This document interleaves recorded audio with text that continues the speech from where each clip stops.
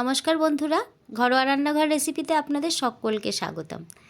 হ্যাঁ, আপনারা নিশ্চয়ই মাছটা দেখে বুঝতেই পারছেন, শিঙি মাছ। আজকে আমি শিঙি মাছের ঝোলের রেসিপি আপনাদের সঙ্গে শেয়ার করব। দারুণ কিন্তু টেস্টি রেসিপি, অথচ সামান্য মশলায় রান্না করা রেসিপিটি। তবে যারা আমার চ্যানেলে নতুন তাদের কাছে রিকোয়েস্ট রইল চ্যানেলটিকে সাবস্ক্রাইব করবার জন্য। আর ভালো লাগলে অবশ্যই কমেন্টসে জানাবেন, লাইক আর শেয়ার করতে একদম ভুলবেন না। তো চলুন রান্না করি আজকে আমি শিঙি মাছের ঝোল। শিঙি মাছের ঝোল আমি আজকে আলু কাঁচকলা দিয়ে করব। সরু সরু লম্বা লম্বা করে আলু আর কাঁচকলা কেটে একটু ভেজে নিয়েছি। মাছটাকে ধুয়ে নিয়েছি। মাছটা একটু লোদ করে বলে এর মধ্যে কিন্তু অবশ্যই একটু আটা দিয়ে খুব ভালো করে কচলিয়ে ধুয়ে নিলে পরে আঠা ভাবটা কিন্তু চলে যায়। তারপরে নুন হলুদ দিয়ে আমি মাছটাকে কেটে ভালো করে ধুয়ে মেখে নিয়েছি। এবারে কিন্তু মাথাগুলোকে আমি একটু আলাদা করে দিয়েছি, কারণ সবসময় বাচ্চারা মাথাটা খেতে পছন্দ করে না। আর অবশ্যই রান্নাটা সর্ষের তেলে কিন্তু করবেন। তা সর্ষের তেলের মধ্যে আমি মাছগুলোকে একটু হালকা করে ভেজে নিচ্ছি।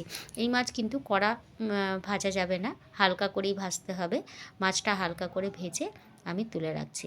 তবে আপনারা কিন্তু ভিডিওটি স্কিপ করবেন না, কারণ আমি খুব খুব খুব অল্প সময়ের মধ্যে কিন্তু রান্নাটা আপনাদের সঙ্গে শেয়ার করছি, যার কারণে আমি কিন্তু আলু কাঁচকলা সব কিছু ভেজে ভেজেই তুলে রেখেছি। মাছটা ভাজার পর এর মধ্যে একটু সর্ষের তেল দিয়ে দিচ্ছি এর মধ্যে সামান্য একটু জিরে ফোড়ন। আর মশলা নিয়েছি সামান্য একটু আদা আর কাঁচা লঙ্কা বাটা। আদা আর কাঁচা লঙ্কাটা এর মধ্যে দিয়ে দিলাম বাটাটা। যেহেতু এটা রুগীর জন্য পথ্য, তাই এর মধ্যে কিন্তু বেশি মশলা ইউজ করা যাবে না, অথচ মশলা ছাড়াই কিন্তু এটা অসাধারণ টেস্ট হয়। দিয়ে দিচ্ছি এর মধ্যে একটু সামান্য জিরের গুঁড়ো, আর একটু সামান্য কালার হওয়ার জন্য আমি দিয়ে দিলাম এর মধ্যে একটু শুকনো লঙ্কার গুঁড়ো। দিয়ে দিচ্ছি আমি একটু হলুদ গুঁড়ো। স্বাদ অনুযায়ী লবণ দিয়ে দেব এর মধ্যে।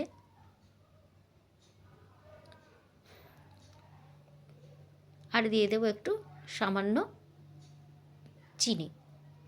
যে কোনো মশলার একটু কড়া ভাব কাটানোর জন্য একটু সামান্য চিনি দিতে হয়। 2-4 দানা চিনি দিয়ে দিলাম। যাদের ভালো লাগবে না তারা কিন্তু স্কিপ করতে পারেন।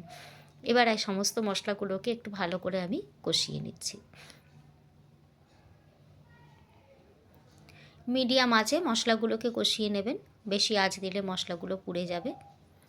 এই মাছ কিন্তু সামান্য এইরকমভাবে রান্না করলেও অতি সুস্বাদু হয়। আর শরীরে কিন্তু প্রচণ্ড বল আসে, যার কারণে যখন কেউ অসুস্থ হয়ে পড়ে বা অসুখ থেকে ওঠে, তখন কিন্তু এই শিঙি মাছের ঝোল তাকে খাওয়ানো হয়। তাতে শরীরে রক্ত হয় এবং দুর্বলতা তার কাটে। ভালো করে মশলাটা কষিয়ে নিয়েছি আমি। এবারে আমি এর মধ্যে ভেজে রাখা আলু আর কাঁচকলাটা দিয়ে দিচ্ছি। আপনারা ইচ্ছা করে এর মধ্যে পেঁপেও দিতে পারেন। আলু কাঁচকলাটা দিয়ে মশলাটা খুব ভালো করে আবার এর সঙ্গে মিশিয়ে দিচ্ছি।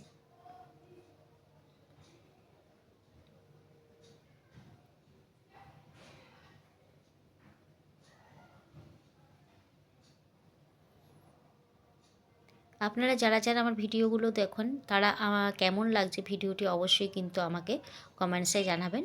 এর মধ্যে আমি দিয়ে দিলাম জল। যেহেতু এটা বেশি ঝোল হবে, জলের পরিমাণটা কিন্তু একটু বেশিই দিতে হবে। আলু আর কাঁচকলা সুন্দর করে ভেজে রেখেছি, তাই ঝোলটা ফুটতে আমার বেশিক্ষণ সময় লাগবে না।